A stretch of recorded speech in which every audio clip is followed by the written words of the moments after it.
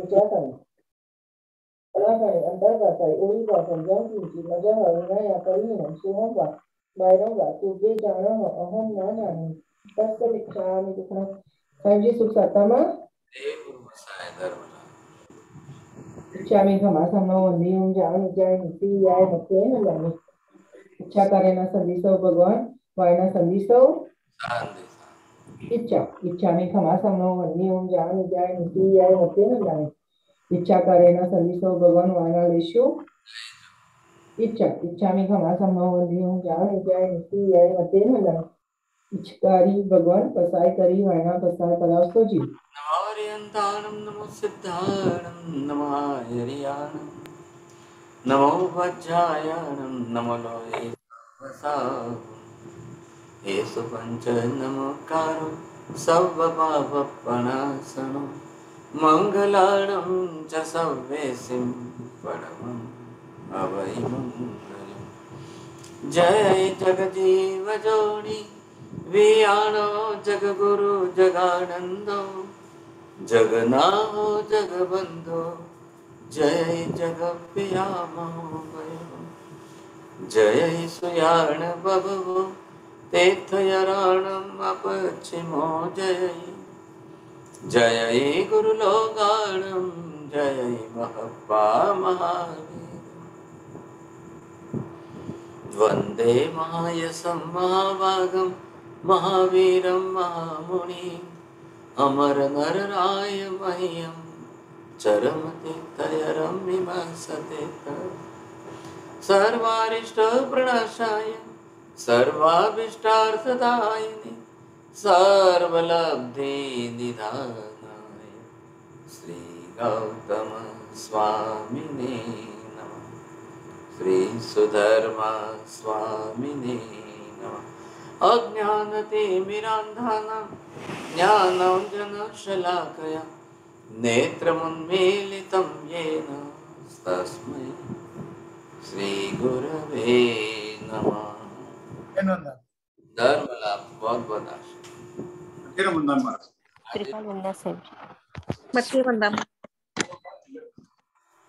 आप सभी महानुभाव विरालियम जैन ग्लोबल क्लास में पधारे हैं। मैं आप सभी का हार्दिक स्वागत करता हूं। आज दिनांक 10 अप्रैल 2022 दिन रविवार के दिन हम श्रावक धर्म के बारे में जानेंगे। यह 50 नंबर की कक्षा है। पूर्व क्लास की समरी इस प्रकार है।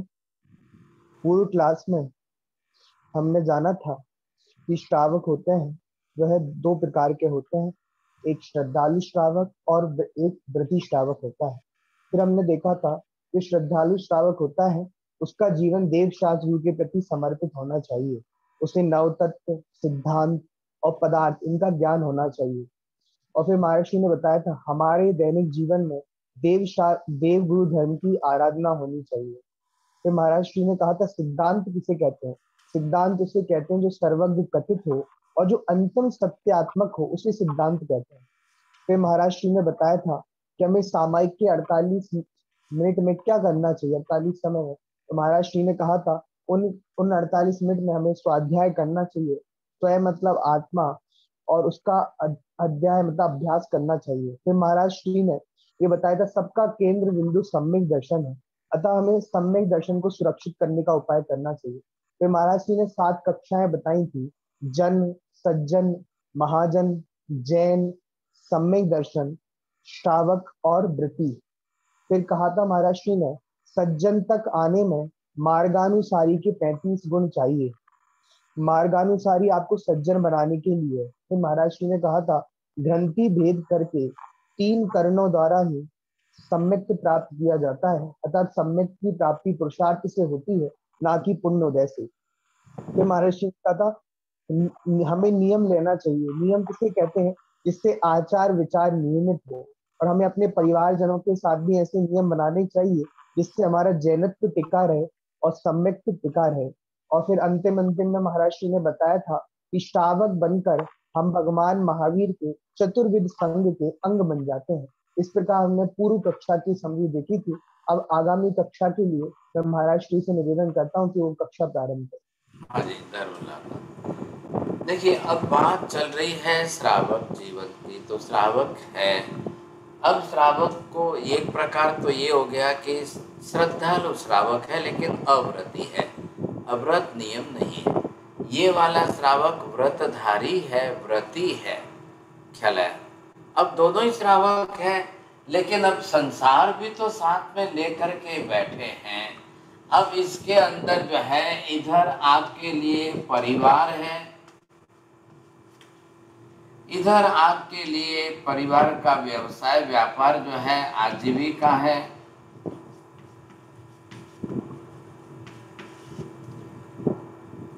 ये हो गया आपका। इधर जो है आपका समाज संबंध, और ये है धर्म। अब आप ये सोचिए कि श्रावक को अपने जीवन के अंदर धर्म छोड़ करके मात्र परिवार की परवरिश करना है, मात्र आजीविका व्यापार व्यवसाय उपार्जन करना है, मात्र समाज के सामाजिक संबंध कार्य आदि करना है, धर्म भी उसको रखना है कि नहीं रखना है। पहले ये बात हमको स्पष्ट करनी पड़ेगी, समझेंगे। देखिए, अभी हमको यहाँ पर गृहस्थ शब्द का प्रयोग नहीं किया है। क्यों नहीं किया है साहब?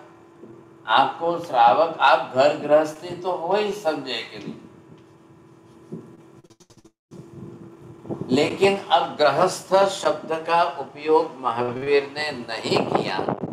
आप गृहस्थी होते हुए भी आपको श्रावक शब्द की संज्ञा दी है। श्रावक कहा या श्राविका, तो ये आपके और किसी कारण से नहीं कहा है, सबसे प्रधानता धर्म की जीवन में है, इसलिए आपको श्रावक की उपमा दी है। साहब, ख्याल है कि नहीं? तो हमेशा ही सभी तीर्थंकर, सभी प्रत्येक तीर्थंकर आज महाविद्या में है, वो भी जो है इसी व्यवस्था को लेकर के चल रहे हैं। आज महाविद्या में सिमंदर स्वामी के पास में कोई संपूर्ण महाविद्या के सभी लोगों ने दीक्षा नहीं ले ली।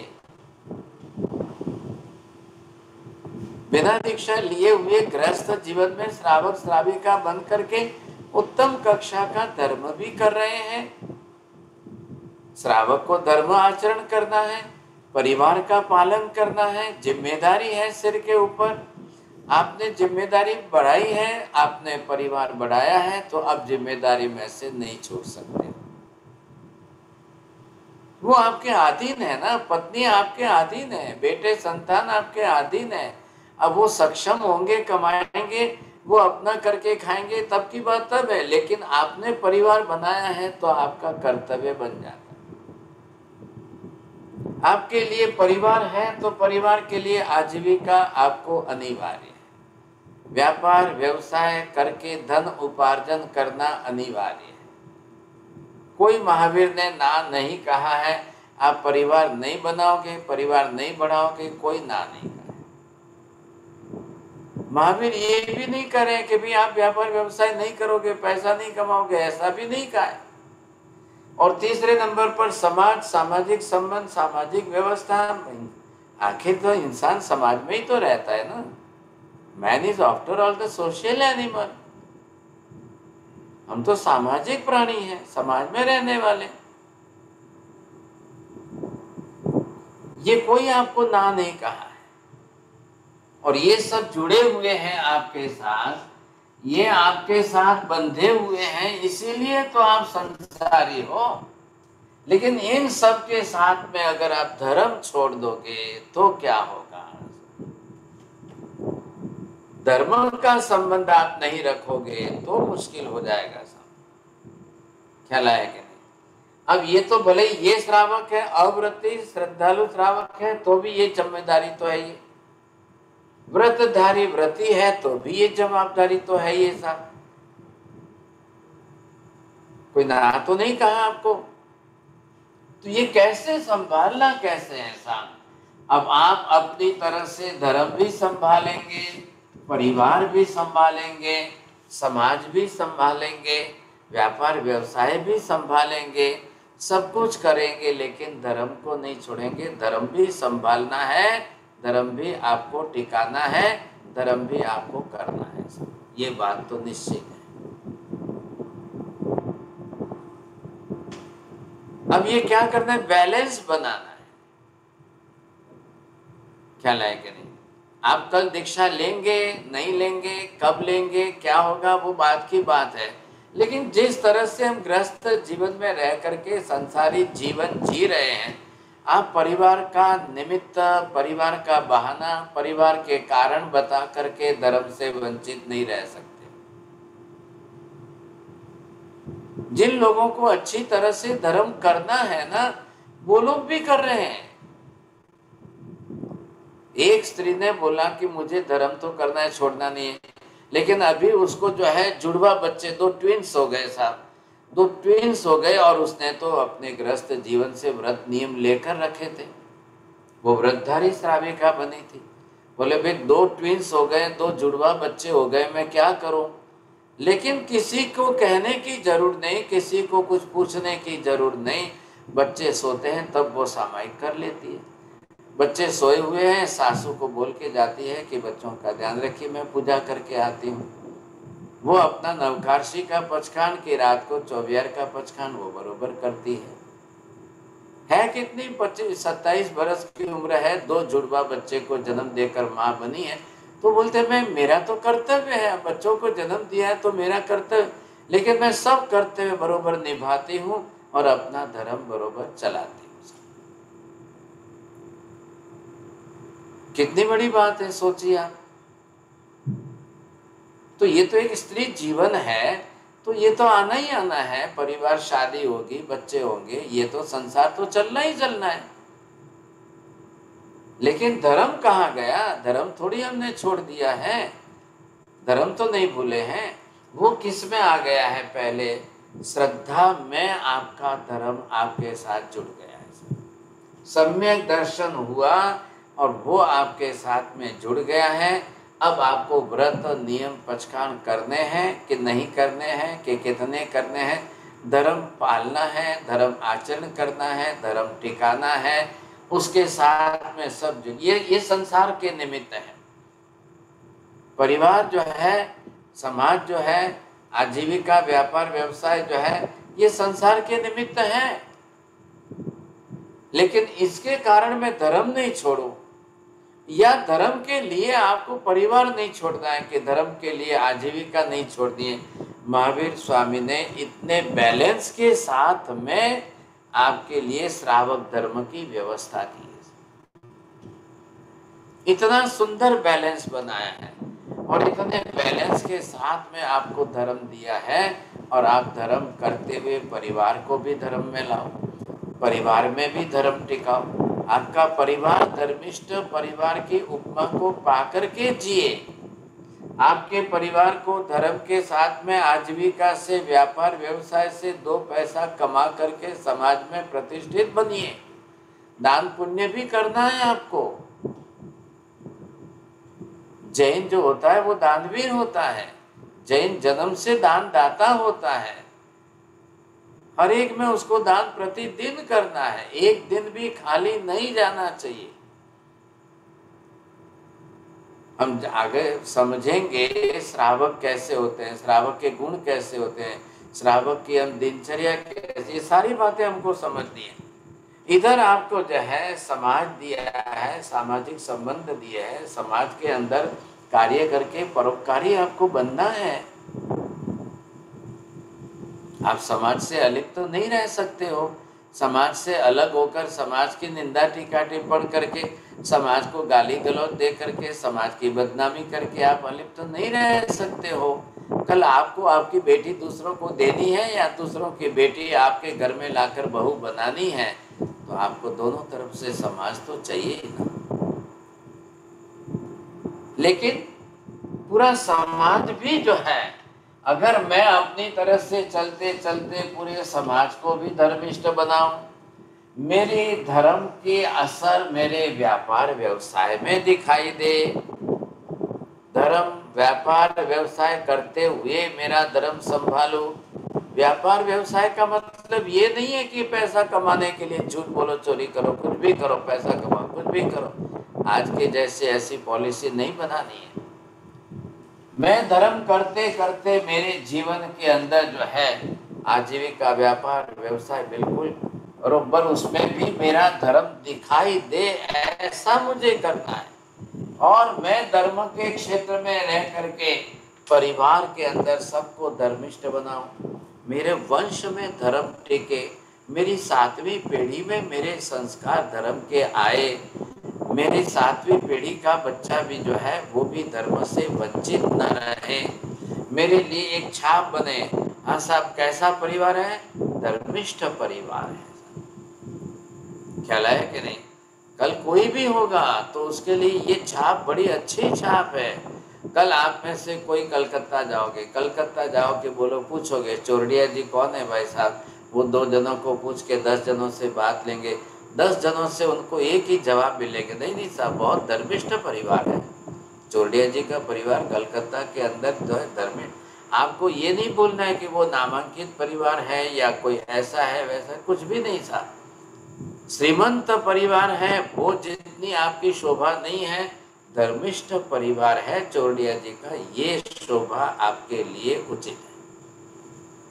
कल आप कहीं भी कोई भी जाओ, ख्याल है धर्म, अब वो धर्म किस प्रकार का धर्म, कितने प्रकार का, कैसा धर्म आपके जीवन में, कैसा धर्म आ रहा है, कितना धर्म आ रहा है।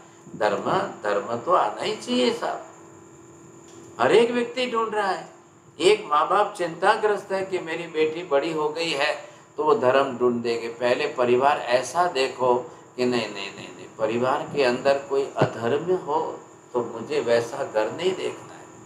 मेरी बेटी, कल मैं जिस परिवार में शराब पिया जा रहा है मैं उस घर में दूं? कल जिस परिवार के अंदर लोगों की आदतें खराब हो मैं उस घर में दूं? कल जो है उस परिवार के अंदर अगर लड़का स्मोकिंग कर रहा है, ड्रिंकिंग कर रहा है, तो क्या मेरी बेटी मैं वहां पर जाकर भेजकर दुखी करूं? कोई माँ बाप नहीं करेगा अपनी तरह से,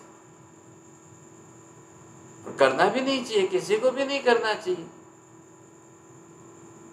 मैं भी हूं ना, मैं देख रहा हूँ, ढूंढ, लोग आते हैं, पूछते हैं, लोग पूछते हैं कैसा कुटुंब है, कैसा कुटुंब है, बहुत अच्छा धर्मिष्ठ कुटुंब है, बहुत अच्छा धर्मिष्ठ कुटुंब है, सब ये चिंता करेंगे। आज भी लोगों को अधर्मी कुटुंब पसंद नहीं है।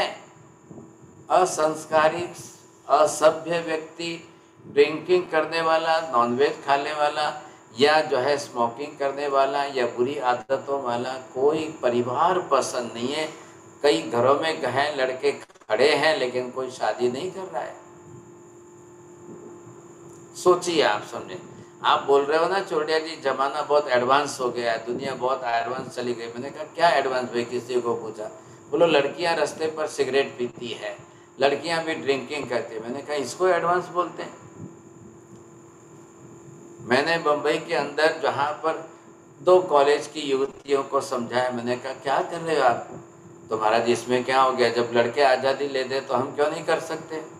मैंने कहा बहुत तकलीफ आएगी आपको, आप समझिए पहले। नहीं नहीं महाराज, आप पुरानी विचारधारा वाले, अभी ऐसा नहीं रहा है, अभी सब लड़कियां एडवांस हो गई है। मैंने कहा किसको बोलते हैं एडवांस, क्या बोलते? और हुआ ऐसे चोरडिया जी कि 10 साल बाद जब वापस हम गए वहाँ पर, अब उस लड़कियों की उम्र हो गई जो है 37 साल की। मैंने कहा क्या हुआ, पहचाना मेरे को? बोले हाँ महाराज पहचान। बोले मेरे को आप वो दिन याद आ गए क्या? हाँ महाराज आप ही थे क्या? हाँ। मैंने कहा वही तो मैं था। मैंने कहा क्या हुआ आपका, शादी क्यों नहीं हुई? आप दोनों कौन हो? दोनों फ्रेंड हो? बोले एक की 37, एक की 35 हो गई। मैंने कहा क्या हुआ? बोले कोई भी जो भी आते हैं मिलते हैं तो वो स्मोकिंग पसंद नहीं करते हैं। राइट। अब आप लड़की बन करके स्मोकिंग करोगे, कल आपका बेटा होगा, आप माँ बनोगी, तब क्या होगा? अब आपने एक 2-5 साल के शौक के खातिर जो है व्यसन के रास्ते गए, आपने अपनी जिंदगी बर्बाद कर दी। अब कौन करेगा? सोचिए कौन करेगा? अब आज कलयुग बहुत खराब हो रहा है, ड्रिंकिंग करने लग गई, लड़कियां ड्रिंकिंग करने लग गई। अब जो है वो पढ़ लिख करके जो है जॉब कर रही है, जॉब करने में जाते संगत बन गई तो और कुछ बिगड़ रहा है, और कुछ बिगड़ रहा है। आखिर नुकसान किसका हो रहा है? धर्म का नुकसान हो रहा है ना। एक व्यक्ति को, माँ बाप को ये देखना है मेरी बेटी किसी घर में जाएगी, मैंने जैसा धर्म संभाला है मेरी बेटी धर्म संभालेगी, परिवार संभालेगी, एक पूरे परिवार को धर्मिष्ठ बनाएगी। ये संस्कार कब आएंगे? ऐसे ही तो होता है, एक दीपक से दूसरा दीपक जलता है ना, तभी तो जाकर दीपावली बनती है। एक दीपक दूसरे दीपक को जलाए, एक दीपक से दूसरा दीपक जलना चाहिए। हर माँ बाप पहले सोचते हैं कि नहीं, हम पहले, आज से 25-50 साल पहले शिक्षा की जितनी वैल्यू नहीं थी उससे 1000 गुनी ज्यादा संस्कारों की वैल्यू थी। आज संस्कार घट रहे हैं, एजुकेशन बढ़ रहा है। आज एजुकेशन, लोग डबल डिग्री ले रहे हैं, बढ़ रहा है, सब बात ठीक है, लेकिन संस्कार गिर रहे हैं।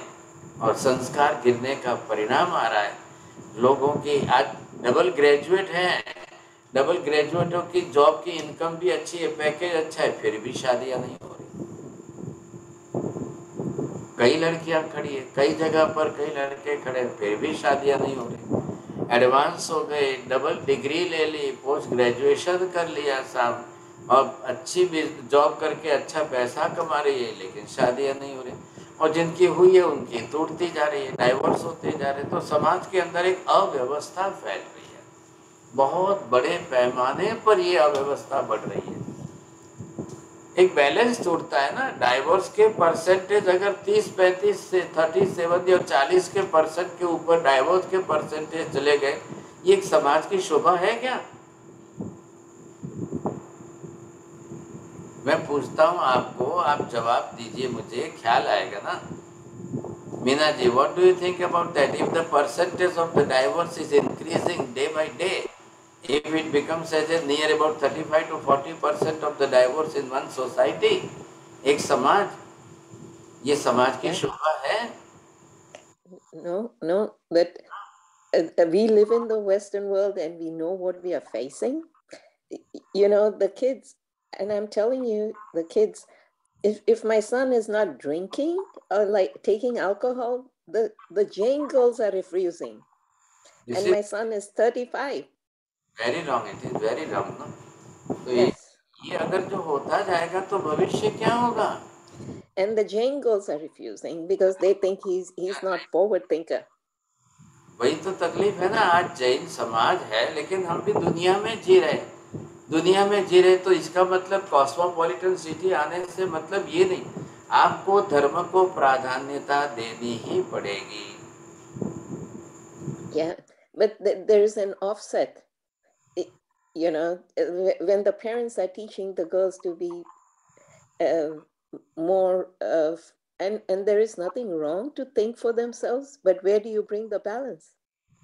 But you see, whatever you are doing, ये हमारा, आप सोचिए, हमारे माँ बाप जैन थे तब जाकर के हमको जैन कुल में जन्म मिला, नहीं तो क्या होता? कल हमारे माँ बाप जैन नहीं होते, हमने कोई अजैन के घर में, दूसरों के घर में जन्म लिया होता, तो वहाँ की कल्चर आती, वहाँ की ट्रेडिशन आती। लेकिन एक जैन कुल में जन्म लेकर के व्यक्ति नॉनवेज में चला जाए, या जैन कुल में जन्म लेकर के एक व्यक्ति जो है व्यसन या ड्रिंकिंग के पीछे अपनी जिंदगी बर्बाद कर दे, तो क्या होगा? माँ बाप को कितनी चिंता होगी, उसकी जिंदगी की बगड़ेगी। चलो उसको एक्सपीरियंस नहीं है, माँ बाप तो बड़ी उम्र के माँ बाप को तो एक्सपीरियंस है ना। हर माँ बाप चाहते हैं कि नहीं, बेटी को धर्म तो देना ही है, बेटे को भी धर्म देना है, परिवार में तो संस्कार आने ही चाहिए। मैं कभी आपको श्रेणिक राजा की फैमिली की बात करूं, श्रेणिक राजा जो थे, समझे कि नहीं? तो ये अगर आप समझ लोगे तो आपको ये ख्याल आ जाएगा कि कैसा जीवन था, और एक श्रेणिक महाराजा की फैमिली के अंदर कितने मेंबर थे और क्या क्या परिस्थितियाँ थी। अब 2500 साल पहले की बात है कि श्रेणिक महाराजा एक धनाढ्य, श्रीमंत, संपन्न, सुख संपत्ति ऐश्वर्य वाले और बड़े बड़े सम्राट थे, लेकिन परिवार के अंदर, पारिवारिक जीवन में उनका परिवार बहुत बड़ा लंबा चौड़ा था, लेकिन अपने बेटों से दुखी थे, अपने पोतों से दुखी थे। किसके उनके कोई बेटे किस दिशा में गए, कोई बेटे अच्छी तरह से दीक्षा भी ली, किसी बेटे ने दीक्षा लेकर साधु जीवन भी ऊंचा पाला, कोई रानियां जो है गलत दिशा में गई, कोई पोते उनके गलत दिशा में गए, कई पोते उनके नरक में गए लड़ झगड़ के। सैनिक महाराजा का परिवार, हम एक परिवार की बात कर रहे हैं। हाँ, व्यक्तिगत पर्सनल लाइफ में सैनिक महाराजा का जीवन बहुत ऊंची कक्षा का हो गया कि वो ऐसी विपरीत परिस्थितियों में रह करके क्षायिक सम्यक्त्व प्राप्त कर गए और तीर्थंकर नाम कर्म मान गए, which was totally absolutely 100% impossible। जैसी परिस्थिति थी, कोई चांस नहीं थे, कोई संभावना नहीं थी, कोई संभावना नहीं थी। फिर भी जो है सैनिक राजा एक तरफ तीर्थंकर नाम कर्म उपार्जन करना, एक तरफ क्षायिक सम्यक्त्व उपार्जन करना, ये दो बातें सैनिक महाराजा के जीवन की बहुत बड़ी उपलब्धि बनी, बहुत बड़ी उपलब्धि। कितनी बड़ी उपलब्धि है, इसको सामान्य बात नहीं कह सकते। अब आप उनके परिवार की परिस्थितियां देखने जाओ, संजोग देखने जाओ, क्या उनके परिवार की क्या क्या कैसी कैसी परिस्थिति रही, लेकिन फिर भी इन सब के बीच में सैनिक महाराजा ने जो किया वो अद्भुत किया। आज तो वो तीर्थंकर नाम कर्म उपार्जन करके गए, क्षायिक सम्यक्त्व तो साथ में लेकर के गए। हाँ जी, पहले उन्होंने कर्म करके पाप करके कर्म बांध लिया था, इसलिए नरक में जाना पड़ा, लेकिन फिर भी वो निश्चिंत है, हंसते हुए आज नरक में है कि मैं नरक से निकलते ही सीधा तीर्थंकर भगवान बन करके मोक्ष में जाने वाला हूँ। ये कितनी बड़ी बात है, सोचिए आप। महावीर स्वामी के 27 भव हुए, लेकिन सैनिक महाराजा के तो 3 ही भव। एक भव सैनिक महाराजा का, दूसरा भव आज नरक में, और तीसरे भव में तो सीधे निकल कर तीर्थंकर भगवान बन के मोक्ष में चले जाए। कितनी बड़ी बात है। वो भी एक गृहस्थ थे। वो श्रावक कौन से थे, इधर देखिए। आपको सैनिक महाराजा के जीवन की बात अगर आपको ख्याल आए तो ये साइड में, मतलब सैनिक महाराजा व्रती श्रावक में नहीं थे क्या? तो यहाँ पर अगर आप 2 विभाग ही हम अगर कर देते हैं, ये 2 विभाग हो गए, तो एक विभाग कौन सा है, श्रद्धालु श्रावक का है, और ये अव्रती है, अभी इसने व्रत पक्षकांड नहीं लिए हैं। और दूसरे नंबर का ये बरोबर व्रती श्रावक है, व्रतधारी श्रावक है। अब वो कितने व्रत लिए, कितने कौन से लोग, सैनिक महाराजा यहाँ पर इस कक्षा में। ऐसे तो कई आराधक आत्मा हुए, कई हुए हैं जिनकी बात अगर हम करने जाते हैं तो जो जिन्होंने अभी व्रत पक्षकांड नहीं लिए, नहीं लेना है या नहीं लिए हैं, लेने के भाव है, लेने के परिणाम है, आप अवश्य ले सकते, और लेना ही पड़ेगा ना, आज नहीं तो कल, आज नहीं तो कल। और लेना क्या है, व्रत है क्या, व्रत पक्षकांड क्या है, पाप प्रवृत्तियों को घटाने की प्रतिज्ञा। बस इतना, एक ही शब्द बोलिए आप। उमेश जी बोलो, क्या है व्रत पक्षकांड?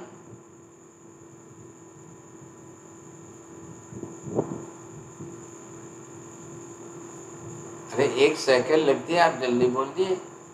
हाँ जी, आचल्या जी बोलिए आप। पाप प्रवृत्ति घटाने की पद्धति। बस कितने पाप प्रमाण घटाएंगे आप? मैं छोड़ने की बात नहीं कर रहा हूँ, पाप प्रवृत्ति सर्वथा छोड़ेंगे नहीं, वो साधु जीवन हो जाएगा उनका, क्योंकि आप परिवार लेके बैठे हो, आपको पाप की प्रवृत्ति कर दी। आप व्यापार व्यवसाय कर रहे हो, आजीविका उपार्जन कर रहे हो, आपको पाप प्रवृत्ति करनी पड़ेगी। आप समाज में बैठे हो, पाप प्रवृत्ति होने ही वाली है। क्या पाप प्रवृत्ति होने वाली है? कभी झूठ बोलना पड़ेगा। अब परिवार चलाना है तो जीव विराधना होगी, रसोई करनी पड़ेगी, कुछ भी करना पड़ेगा, असत्य बोलना पड़ेगा, चोरी करनी पड़ेगी। परिवार के अंदर पत्नी पुत्र साथ में है, आप ब्रह्मचर्य पालेंगे नहीं पालेंगे, कम ज़्यादा पालेंगे, जो भी करेंगे परिग्रह का प्रमाण होगा, सब कुछ चलेगा। फिर आपके जो है क्रोध मान माया लोभ राग द्वेष वगैरह सब आ गए, तो ये जो पाप प्रवृत्ति है, अब उसमें से कितने परसेंटेज घटाते हो उतने व्रतधारी बनेंगे।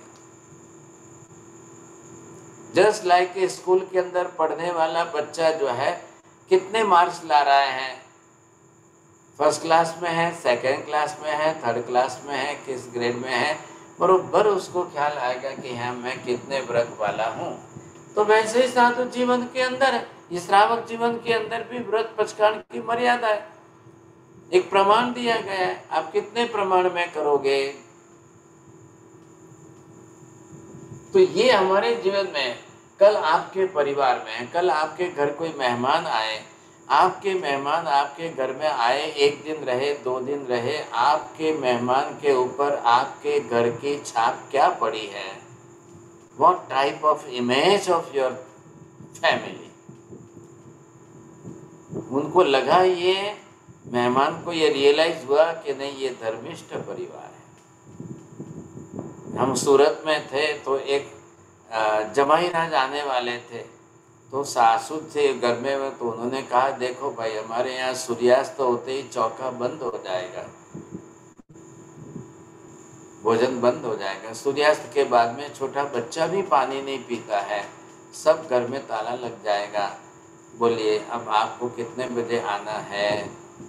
अब जमाई राज आवे तो जरा सब घर में खिलाना पिलाना बनाना करना सब करते हैं, तो उन्होंने तो साफ शब्दों में कह दिया हमारे घर में ये नियम है, बोलिए। तो फिर उन्होंने टाला, और टाल करके शाम को रात को लेट नहीं आए, सुबह में आए। तो सुबह में आए तो भी उनको खिलाया पिलाया, लेकिन सासू जी ने कहा कि अब आप धीरे धीरे आप भी चौविहार करना शुरू करो, हमारी बेटी तो आपके घर में आके रोज चौविहार करती है, रात्रि भोजन का त्याग करती है, आप भी धीरे धीरे शुरू करो। चलो 5 तिथि करोगे, चलो थोड़े दिन शुरुआत में करोगे, ऐसे करते करते करते करते जमाई के जीवन में, उनके परिवार में धर्म नहीं था, कम था आचरण में, तो इन्होंने जो है तुरंत धीरे धीरे प्यार से मिठास से करते करते दूसरे धर्म को भी, पूरा घर को, एक पूरे परिवार को धर्मिष्ठ बना दिया, एक पूरे परिवार को धर्म के रंग से रंग करके इतना अच्छा धर्मिष्ठ बनाया सब। मैं मुंबई में गया, वहाँ पर कई परिवार, कई लोग सीए हैं, कई एडवोकेट हैं, कोई कुछ बड़े बड़े लोग जो हैं मिनिस्टर लोग हैं, लेकिन अपनी बेटी के लिए वो भी ढूंढने निकलते, तो महाराज धर्मिष्ठ परिवार बताइए, हमको भी हमारी बेटी के लिए धर्मिष्ठ परिवार ही चाहिए साहब, ऐसे परिवार से हमारा रिश्ता जोड़ना है, हमको नहीं करना है दूसरा। मैंने कहा आप तो बहुत अच्छे वेल एडवोकेट हो, सीए हो, चार्टर्ड अकाउंट हो, इंजीनियर हो, तो हमारा भी इसका मतलब क्या हो गया, हम एडवोकेट है चाहे, हमारा भी तो परिवार तो है ना, हमारे परिवार में भी गलत संस्कार आए ऐसा हम भी नहीं चाहते हैं। अब ये है कि आप धर्म को प्राधान्यता देते हैं या नहीं देते हैं। अपने परिवार में सब सभ्यों के अंदर धर्म कराने की, धर्म उनके जीवन में लाने की, परिवार में धर्म टिकाने की पूरी जिम्मेदारी घर के वडील के ऊपर रहती है। घर के मुखिया कौन है, घर में कौन बड़े हैं, घर में वंश किसके नाम से चल रहा है, कुल हमारा किसके नाम से चल रहा है, हमारे घर में परिवार में धर्म टिका रहेगा। हमारी बेटी किसी घर में जाएगी तो सामने वाले पूरे घर को धर्मिष्ठ बनाएगी, हमारा बेटा होगा तो वो बहू लाएगा तो वो भी ऐसी धर्मिष्ठ लाएगा, शादी तो होगी, धर्म नहीं टूटेगा। तो हेमचंद्राचार्य महाराज ने तो 1000 साल पहले लिखा कि जैन के घर में अगर धर्म टिकाना है तो उसको अजैन के साथ शादी बेटी व्यवहार करना ही नहीं चाहिए, भूल से भी नहीं करना, तो दोनों पक्ष में समान धर्म टिक जाएगा। धर्म का नुकसान नहीं होने देना है, क्योंकि भविष्य में जो जीव इतने प्रबल पुण्य उपार्जन करके आएंगे उनके लिए कोई परिवार बचना तो चाहिए कि नहीं। आप सोचिए, महावीर स्वामी को आना था, पार्श्वनाथ को आना था, उनकी आत्मा को अंतिम जन्म में भी आना था, तो इधर अश्वसेन राजा का परिवार है, वामा देवी माता का परिवार है, तो भगवान किस परिवार में आते हैं? दोनों पक्ष में 7 पीढ़ियां जिनकी शुद्ध हो ऐसे परिवार में। उच्च गोत्र होना चाहिए, उच्च कक्षा के धर्म के संस्कार होने चाहिए। दोनों पक्ष में मतलब पिता के पक्ष में 7 पीढ़ी, माता के पक्ष में 7 पीढ़ी, 7 पीढ़ी दोनों तरफ के शुद्ध परिवार वाले, आहार विहार आचार विचार इतने पवित्र परिवार जिसके, ऐसे परिवार में कल भगवान तीर्थंकर की आत्मा आके जन्म लेगी। आज हम ये सोचे कि हमारे घर में कोई ऐसी पुण्यशाली आत्मा आए, उसके लिए हमारा परिवार तैयार है। चलो, ये सैनिक महाराजा की अभी हमने बात की, आज वो कहाँ? पहले नरक में। वो निकलेंगे ना वहां से, 84,000 वर्ष का उनका आयुष्य पूरा होगा, वो निकलेंगे। अब जैसे ही निकलेंगे वो आखिर किसी न किसी माँ बाप के घर में ही तो जाएंगे। आखिर उनको जन्म कहाँ लेना है? वो अजैन परिवार होगा कि जैन परिवार होगा, मांसाहारी परिवार होगा कि शाकाहारी परिवार होगा, धर्मिष्ठ परिवार होगा कि अधर्मी परिवार होगा? नहीं, ऐसा नहीं चलता है। जो तीर्थंकर की आत्मा आ रही है, गणधर की आत्मा आ रही है, बड़े उच्च कक्षा की आत्मा, उच्च कक्षा का पुण्य उपार्जन करके आ रही है, तो उनके लायक, उनके लेवल का ऐसा परिवार हमारा होना चाहिए कि नहीं होना चाहिए? अब जो भी तीर्थंकर की आत्मा आएगी ना, वो जिस परिवार में आएगी वो लास्ट संतान बनेगी, या तो एक ही संतान बनेगी माँ बाप के, या फिर लास्ट संतान बनेगी। पार्श्वनाथ भगवान के भाई बहन का किसी का नाम नहीं मिल रहा है, लेकिन महावीर स्वामी की बड़ी बहन का नाम सुदर्शना है, बड़े भाई साहब का नाम नंदीवर्धन है, उनकी बेटी है, इनकी पत्नी है, उनका परिवार है। तो महावीर स्वामी परिवार में सिद्धार्थ राजा के 3 पुत्र पुत्रियों के अंदर 2 भाई में छोटे भाई है। अब क्यों होगा? क्योंकि तीर्थंकर को जन्म देने के बाद माता अब दूसरे अन्य किसी को जन्म नहीं देती है। तीर्थंकर को जन्म देने के बाद माता का जीवन बिल्कुल इतना धर्मिष्ठ है, इतना जीवन बदल जाता है कि बस, क्योंकि तीर्थंकर को जन्म देकर के माँ को जिंदगी में दूसरी बार दुखी होना ही नहीं है, दूसरी बार जिंदगी में दुखी नहीं होना है। इतने आनंद, इतने सुखी, कितना परम वैभव है, परम पुण्य है कि भगवान की माता ये जगत की माता बनेगी। इंद्र महाराज जब देवलोक से आते हैं और भगवान को वंदना करते हैं, तब प्रभु की माता को पहले वंदन करते हैं और ये कहते हैं, प्रभु माता तू जगतनी माता। हाँ, हे आप तो भगवान की माता नहीं हो, आप तो पूरे जगत की माता हो। आज महावीर को गए कितने 2500 वर्ष बीत गए ना, आज भी हम क्या बोलते हैं? त्रिशूलानंदन वीर की जय बोलो महावीर की। आज भी महावीर किसने पहचाने जाते हैं? क्यों पहचाने जा रहे हैं? क्यों परिवार के माता पिता का नाम आ रहा है? कितना बड़ा उनका, कितना बड़ा पुण्य होता है माता, भगवान की माता। चलो हम भगवान के लेवल की बात ना करें, लेकिन भगवान के लेवल से नीचे उतरते हुए 10-20% के पुण्य की तो बात करो। 100% नहीं करनी है तो मत करो। कैसा परिवार होना चाहिए, उसकी खानदानी कैसी होनी चाहिए, उसका कुल कैसा होना चाहिए, उसका वंश कैसा होना चाहिए, उनकी 7 पीढ़ियों के अंदर क्या कैसा उनका जीवन है। आप क्या देखेंगे? रईसी जीवन देखेंगे, श्रीमंताई देखेंगे, धन संपत्ति वैभव देखेंगे? जी नहीं, धर्म देखा जाता है। पैसेदार तो आज बहुत बैठे हैं ऐसा, हम लोग यहाँ बम्बई के अंदर जू पर जाते हैं तो 10-10 करोड़ के 20-20 करोड़ के बड़े बड़े बंगले वाले बैठे हैं साहब, बड़े बड़े बंगले हैं। अब हमारा तो साधु जीवन है तो भिक्षा गोदरी के लिए जाना पड़ता है। अब उनके परिवारों के अंदर 30-35 की लड़कियां हैं, उनके परिवारों में 30-35 के लड़के हैं। तो मैंने कहा क्यों ना शादी क्यों नहीं हो रही है, आप तो करोड़पति हो, 100-100 करोड़ है, क्या बात है, आपके बेटे बेटियों की शादियां क्यों नहीं हो रही। अब वहाँ जब रुकते हैं और अड़ोस पड़ोस से दो बातें जब सुनते हैं तो लोग बोलते हैं महाराज खाली पैसा है और कुछ नहीं है, अब पैसा देख कर के कोई बेटी कैसे देवे साहब, कल बेटी दुखी हो जाएगी, वापस शादी छोड़कर आएगी, क्या करेंगे। कई परिवार देखे जा रहे हैं ऐसे, तो क्या परिस्थिति हो रही है सोचिए आप। तो ये पहले आप टिकाइए, धर्म टिकाना, धर्म को प्राधान्यता दीजिए। परिवार के गौण करने को नहीं कहा है, आजीविका व्यापार व्यवसाय आपको गौण करने को नहीं कहा है, धर्म अब समाज को गौण करने की उपेक्षा करने की बात नहीं की गई है। महावीर स्वामी कह रहे हैं कि व्यापार व्यवसाय भी ऐसा करो कि जिसमें आपका धर्म तो दिखाई दे, धर्म तो तैरता हुआ दिखाई दे। आप दूध में घी डालोगे तो घी नीचे नहीं जाएगा, दूध के ऊपर घी तैरने वाला है। पानी में घी डालो तो पानी जो है बरोबर पानी के ऊपर तैरने वाला है। एक गिलास भर के पानी है, एक गिलास भर के दूध है और घी की बूंदे भले आपने एक ही चम्मच डाला है, लेकिन वो पूरा दूध जो है वो पूरा घी वाला दिखेगा।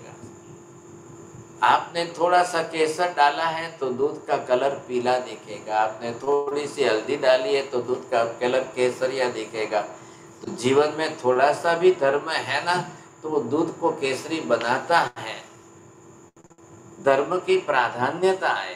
कल कोई आपके यहाँ जाएगा, कोई आपके यहाँ से मिलकर आएगा तो बड़ी अच्छी तरह से उसकी पहचान बनेगी, ये बरोबर होना। वो जो पहचान बनती है हमारी, वो सुकून देती है, शांति देती है, माँ बाप को निश्चिंतता आती है।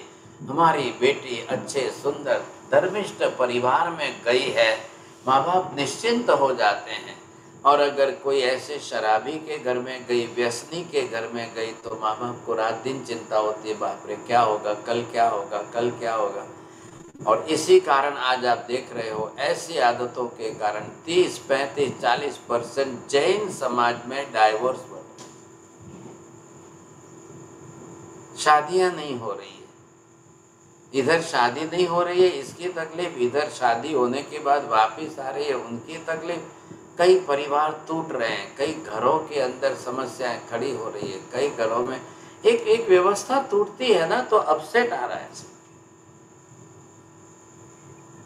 तो आप ये सोचिए, हम यहाँ पर धर्म की बात कर रहे हैं। अब भले आप व्यक्तिगत रूप से, ये आपकी व्यक्तिगत कमजोरी है कि आप व्रतधारी नहीं बने, आप अव्रती रहे हो, आपने जीवन में अभी तक जो है धर्म को महत्व दिया है कि नहीं दिया है, सोच लो।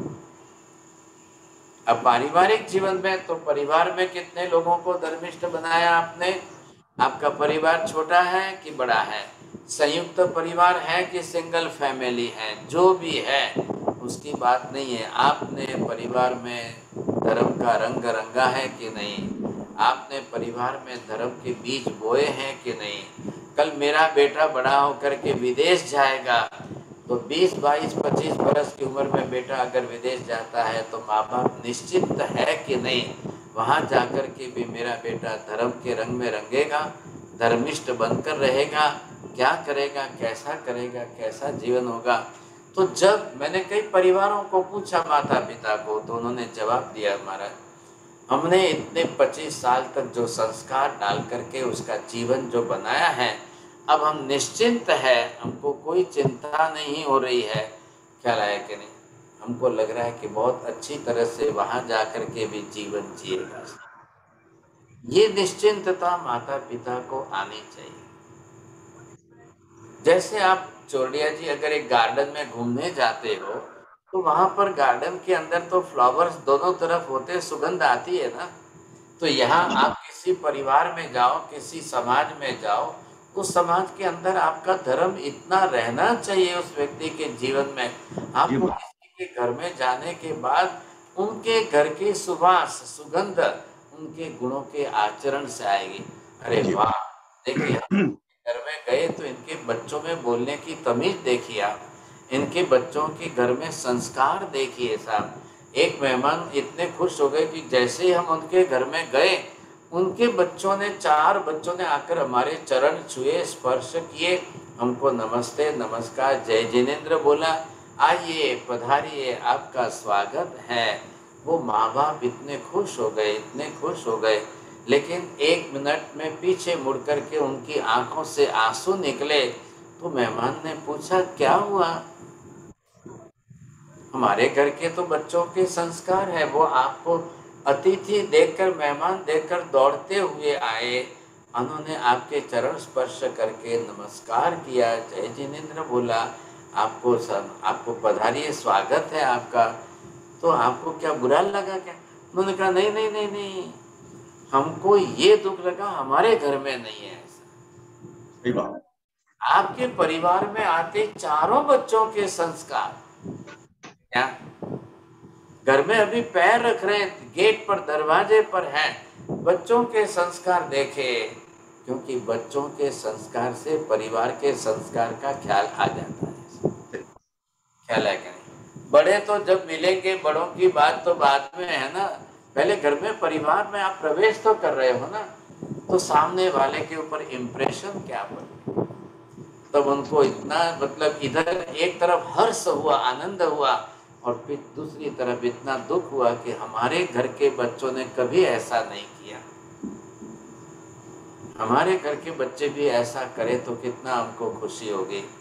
तो उन परिवार वालों ने बोला कि आपके बच्चों को हमारे घर में भेजिए, एक 10 दिन के लिए आप रहने के लिए भेजिए, हम उनको रखेंगे, सिखाएंगे, संस्कार डालेंगे, समझेंगे, क्योंकि हमारे बच्चों के साथ घुल मिल करके वो सीख जाएंगे साथ। अब उनको बड़ा अफसोस हो रहा है, दुख हो रहा है कि हमने बचपन से संस्कार नहीं डाले। अब ये बच्चे जो है 20-20 बरस के हो गए हैं, अब मैं क्या आपके घर भेजूं और क्या संस्कार आएंगे, क्या होगा, क्या होगा। उन्होंने बोला कि आप भेजिए ना, आप आए हो ना, कल उनको हमारे यहाँ गेस्ट के रूप में भेजिए। उन बच्चों ने, घर के 4 बच्चों ने क्या कहा, हमारी मम्मी जी ऐसा जादू करेगी ना, आपके बच्चे इतने अच्छे संस्कारी बन जाएंगे। और हुआ वैसा ही।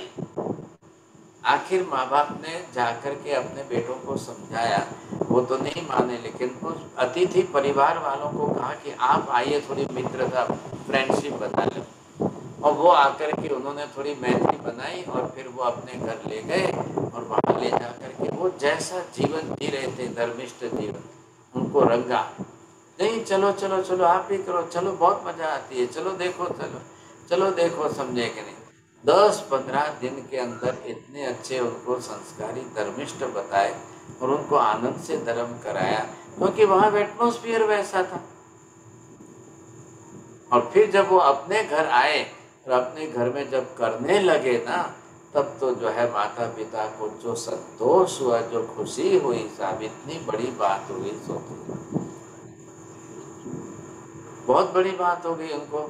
और फिर आपको आश्चर्य होगा कि उनको तो उस परिवार के साथ मित्रता ऐसी बन गई कि आखिर उन्होंने उनके ही परिवार के एक उम्र लायक बच्चों के साथ अपनी शादी की। तो दोनों परिवारों को संतोष हो गया, इनको भी अच्छा धर्मिष्ठ घर मिल गया, इनको भी अच्छा धर्मिष्ठ घर मिला। आज क्या हो रहा है, उल्टा हो रहा है। कई परिवार बड़े घराने वाले हैं, उनकी बड़ी इज्जत है समाज के अंदर, आगेवान, लेकिन घरों में संस्कार नहीं। वो समाज के अग्रगण्य है, वो समाज के बड़े बड़े ख्यातिमान है, लेकिन लोग उनके यहाँ शादी नहीं कर रहे। कोई अपनी बेटी देने को तैयार नहीं, कोई उनकी बेटी लेने को तैयार नहीं। पैसा देखकर क्या होता है, पैसा देखकर क्या होता है? वो बोलते हैं कि नहीं नहीं नहीं, अच्छे संस्कार, आचार विचार अच्छे चाहिए, धर्म चाहिए, धर्म टिका हुआ होना चाहिए। ये बात सामने आ रही है। चलिए, समय तो हो रहा है, मैं अभी इसको थोड़ा सा और आगे करते जाएंगे। हम श्रावक जीवन के कंसेप्ट को समझ रहे हैं। बोलिए साहब, किसको पूछना है? हाँ, चोरडिया जी बोलिए। हाँ महाराज, आज का प्रवचन तो बहुत ही अच्छा लगा महाराज, बहुत ही अच्छा लगा। अच्छा बहुत ही अच्छा। अच्छा महाराज साहब, कल आपने बताया था कि धर्म धर्म क्या करे, जो गुण है उससे बढ़ाने का प्रयास करे, या जो अवर्णनीय कर्म है उन्हें उन्हें घटाने का प्रयास करे। तो दोनों के लिए महाराज, दोनों के लिए एक ही टाइप का पुरुषार्थ चाहिए क्या? हाँ, बिल्कुल बिल्कुल बिल्कुल। आप एक गुण बढ़ाए ना, अभी इसके पहले की क्लास में आप नहीं सुना? हाँ, वही तो बोल रहा हूँ। हाँ, तो मैं वही कह रहा हूँ, आपने आपने अगर ले लिया सत्य बोलना है, संतोष व्रत ले लिया आपने, क्या लें, तो एक ही गुण का आचरण करिए तो गुण भी बढ़ेगा, कर्म का आवरण भी घटेगा। हाँ, एक ही पुरुषार्थ में दोनों काम होंगे। हाँ जी, निजरा जो करनी है तो निजरा तो उसी से होगी ना। हाँ हाँ, ये विशेषता है। ठीक है महाराज, ठीक। चंद्रेश भाई बोलो। हाँ साहब जी, मेरे ख्याल में है कि जैन समाज के प्रतिष्ठित धार्मिक जो आगेवान थे, उनके सगे दिकरी लोग अजय काश में चली गई। सब माँ बाप ने धर्म का संस्कार डाला हुआ ही था। देखिए, माँ बाप ने अच्छी तरह से संस्कार डाला हो, बाद में तो उसके कर्म है ही। अब आजकल का को एजुकेशन जो है और कई कारण फैक्टर्स तो है कि नहीं है। आपने संस्कार डालने के साथ समझ की अगर परिपक्वता आती तो बहुत फायदा होता था, बहुत अच्छा फायदा हो सकता था। नहीं होता ऐसी बात नहीं है, लेकिन अब ऐसे भी केस होते हैं ना। अब आज तो दिशा कहाँ चली गई है, समाज किस दिशा में चला गया है, क्या हो रहा है, ये सबको मालूम है ना, अनुभव है। लेकिन किसी को ऐसा देख करके आप अपने घर में धर्म के संस्कार कम न कर दे, ये बात तो समझनी पड़ेगी ना।